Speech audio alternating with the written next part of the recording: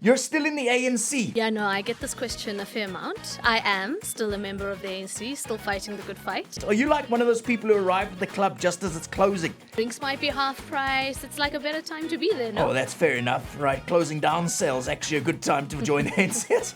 I never saw it that way. Oh, God. Your Helen Zille is starting to come out here, Free Chester. criticism. The ANC Women's League said it's finally ready for a female leader. Isn't that like Black Panther suddenly deciding is pro-black? Phew. Yeah. I still fundamentally believe in the ANC. We must never ever be told by the older generation that nothing can be done, right? We have an amazing guest today, an actual member of the South African Parliament and an actual young person in politics. It's such an honor, all the way from Feesmasvolta here. Hey, it's Fasiha Hassan. Duma, hey, how's it, Fasiha? Hey, Chester, so happy to be here. It's great to have you, man. Listen, you were part of Feesmasvol. Yeah. Well done. Have the fees fallen? I think it depends on how you ask the question, you see. That's where the politician in me comes out. There were great, significant victories, Chester, but the reality is the work's not done. Higher education remains inaccessible. There have been some really great gains. NSFAS is now a grant, not a loan. But the reality is a young person who's just finished high school, who may or may not have overcome those structural barriers, is higher education accessible to them? Not as much as it should be. So until we have that, I don't think that we can say we're fully done with that cause. But didn't Jacob Zuma-Shalozi make the fees fall just as a last act to screw over Ramaphosa? Like Jacob Just Zuma on had the the same attitude to free education as old people have to climate change. It's not their problem. Yeah, so right at the end, I think just before the ANC elective conference, the former president made the announcement. But the reality is that we were able to sort of, how do I say, like we were able to buffer the situation. It was a good, I think, policy decision. I'll never disagree with that. But the way in which it was done, I think, was the problem, because you need some progressive realization. But more importantly, Chester, it's not just about fees. Many people think that fees must fall is about only financial stuff. It's about decolonization. It's about the broader issues of what it feels like to be a young black person in universities, in higher education. And that's what I mean when I say we haven't quite gotten there, because our institutions are still deeply colonial. They're actually not teaching us what we need to. And the most important part, Chester, is people will go through the whole process, come out a graduate, hopefully, and still not be able to find a job or find meaningful economic opportunities. So If only someone would look into that. If only there was a ruling party that was in charge of that problem. Well, I think that's exactly it, right? And this is why we need more and more young people in the space. Because, and I say this even in the ANC to the senior leadership, that until we start taking seriously and really look at it as a national crisis, it's not just youth unemployment, it's about what it means for the future of the country.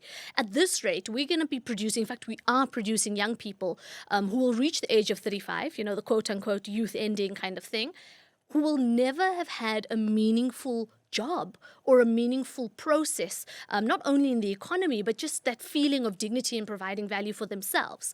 And now you're getting a whole generation of people who are not necessarily young, they're over the age of 35, and they're saying, but now there's no programs for us. And so what really the point here is that if we don't solve the youth unemployment crisis, what future do we really have? Exactly. It is the big problem facing all of us. 62% youth unemployment. Yeah. I mean, the ANC helped kind of create that. So isn't this like farting and going, someone needs to fix the farts? No, I think it's a bit more complex than that, right? We are coming out of, as we know, hundreds of years of colonialism, of course. decades of apartheid. Colonialism, is like, oh my God, apartheid happened. No, you're right. No, it did. But the reality is the structure of the economy hasn't changed. And that's why I must reference always colonial powers and apartheid, because fundamentally we inherited an economy that was never ever designed for mass prosperity. I think that's the word, right? For black prosperity. And there have been various different policies. We know BE, there are some criticisms of it. But the fact of the matter is that transformation is still critical. There have been some criticisms of BE. Oh, God.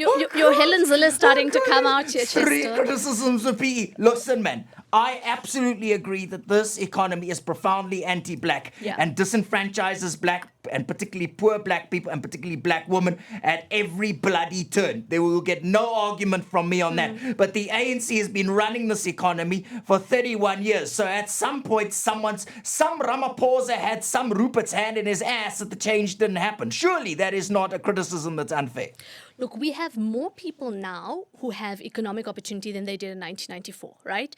In every other metric since 1994, we have increased, whether it's around access to water, electricity, education. But let me also say this, Chester, and I say this as a young person, right? The reality is that apartheid can never be the real yardstick. So even though things are better, politically and economically speaking, that can never be enough. No, because exactly. The reality is we have to have a better future. So we agree on that. It's like we winning agree. a beauty contest when the only other competitor is Gwede Mantashe. He's a sweet guy. You know, I think he'd win the personality. I love Gwede, but let's the personality. Admit, yes, he's definitely missed the personality. That's oh my goodness. Fasiha, listen, man, the ANC Women's League said it's finally ready for a female leader. Isn't that like Black Panther suddenly deciding is pro-black? Phew. Yeah. Shame, I could feel the pain.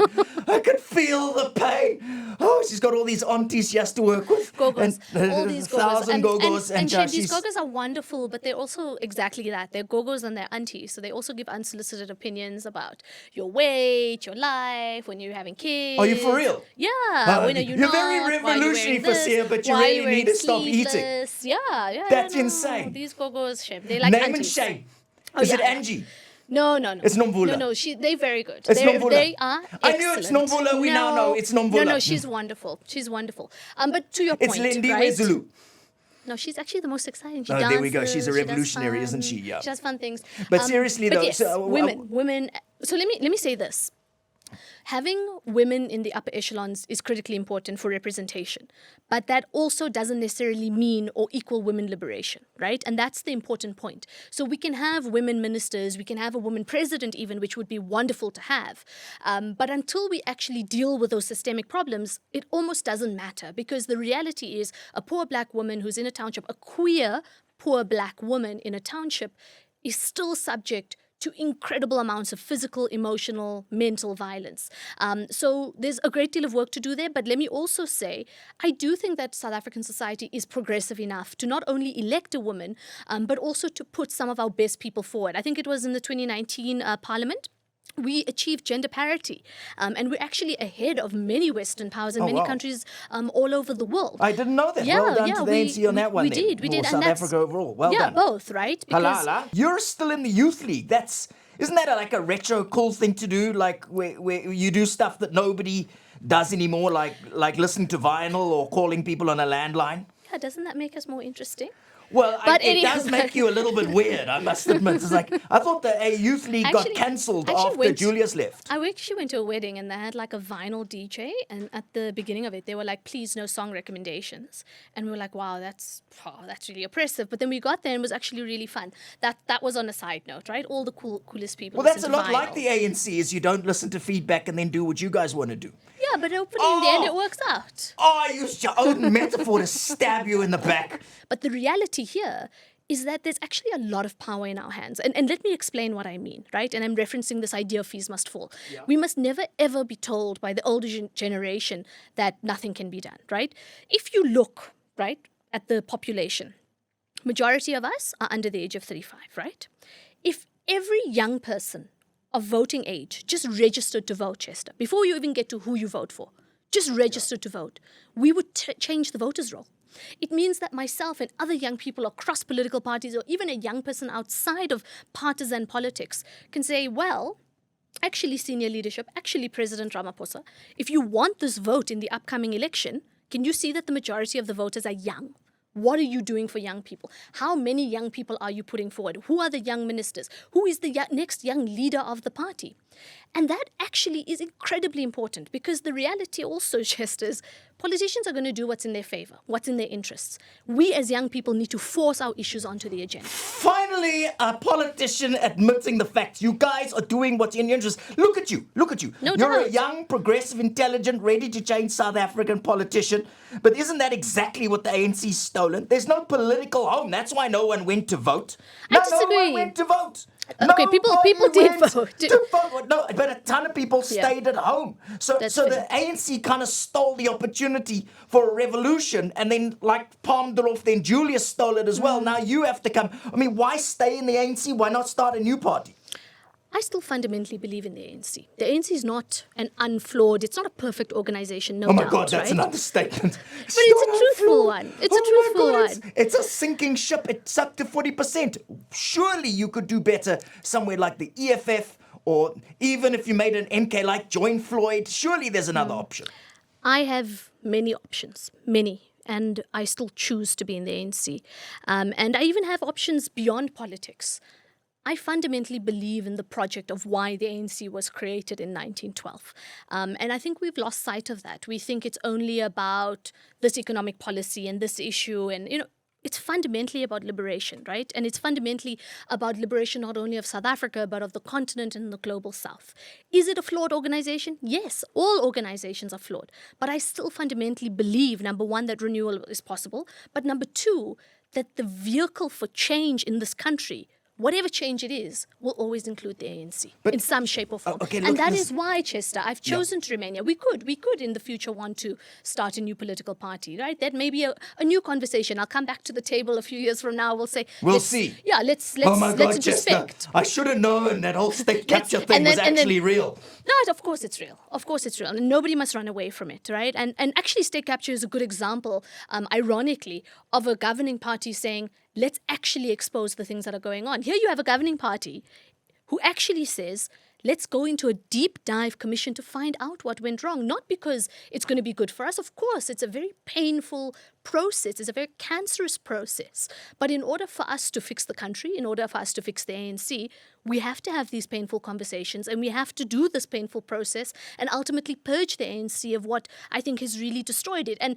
I'll say it, right? I think MKP is one of those things. In fact, it's actually very good that it's been created, because now there's a political home for everybody who doesn't actually want or align to ANC value systems. So MK Party is a home for corrupt people. Is that what you're saying?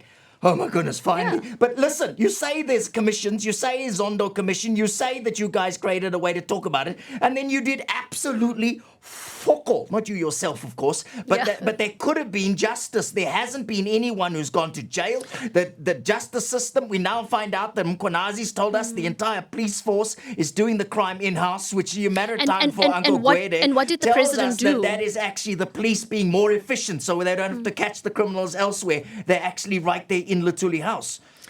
What did the president do when Mkonazi came out on the Sunday and made these explosive allegations? He took a week to put the guy on paid leave. And if he had acted faster, we would have said he didn't think, right?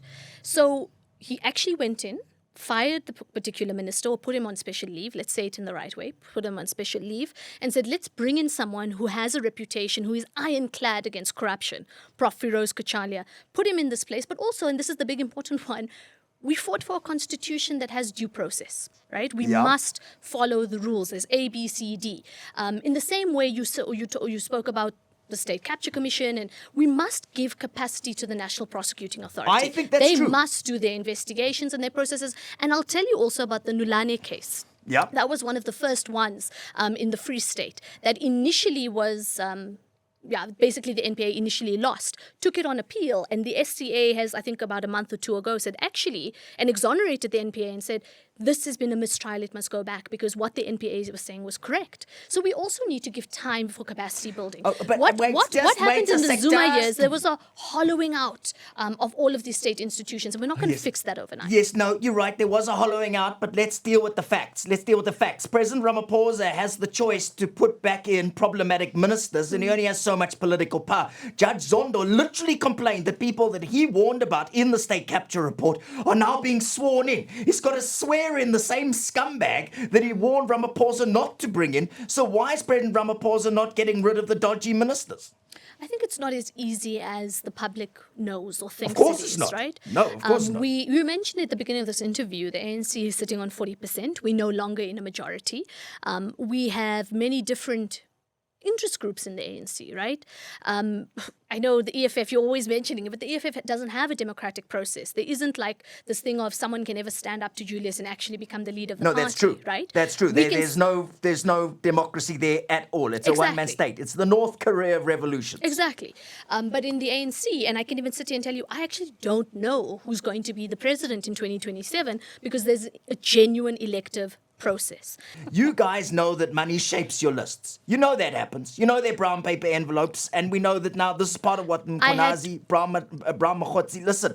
No money, and how did we get onto the list, right? How are you going to make doing the right thing more appealing than corruption? Paul Mashatile lives in a 37 million rand house that he can't afford. The only thing he's renewing is his champagne glass. That's not fair. That's not fair. He's accounted for that. And in fact, it's gone to the Integrity Commission. Why is it that everybody whose dad gets into politics suddenly turns into a business genius? How does that happen? No, let's have them on the show. Let me answer your question, which is what you're actually asking. Yeah. Me. How do we create a culture in this country and in the ANC that rewards good behavior, non-corrupt behavior? Yeah. I think we've already started to do that, Chester. We saw it at the height of 2016. And I know we laugh about Zuma must fall and all the archetypes that came through about that. That's a separate point. But you saw a South African population, whether it was during Fees Must Fall, whether it was during Zuma must fall later on, you saw a South African population who said, actually, no, not in our name. This is the democracy that we fought so hard for that we're not going to allow to sort of fall by the wayside. Listen, what policy of the ANC do you think will change things? Like if we nationalize Spur, then we can say we care about our stakeholders. How about that? The quality has to go up before we nationalize Spur. Although I'm told... burn! You don't like those stakeholders? No, I like Spur. Oh my God! You just dissed the Spur. I recently you went just to cheddar Spur. melted them. And I what ordered are you a more cheddar of melt. a Nando's person? No, because I ordered a medium rare steak recently. I'm going to sound so pretentious. Yes, please sound pretentious. And it came back medium to well. Those bastards! I know. Believe it! We need a commission of inquiry to come back into why your steak was too tough. Well, I think we know A politician why. had to chew. Literally had to chew. But I didn't send it back. I didn't cause a scene. I was just like, Spur. Look, Exactly. I really appreciate you coming through. Thank you for making time to come talk to a puppet. I know being a member of the ANC is probably something you're used to, but the puppet of a white man, well, actually, you're also used to that. We saw if the ANC is not the puppet of rich white people, why was Johan Rupert in the meeting at the White House? Johan Rupert was actually invited by President Trump. So if there's anyone who's a puppet of anyone, I think there's a dynamic that we need to look in. You kicked the ball right back into that court. Well played.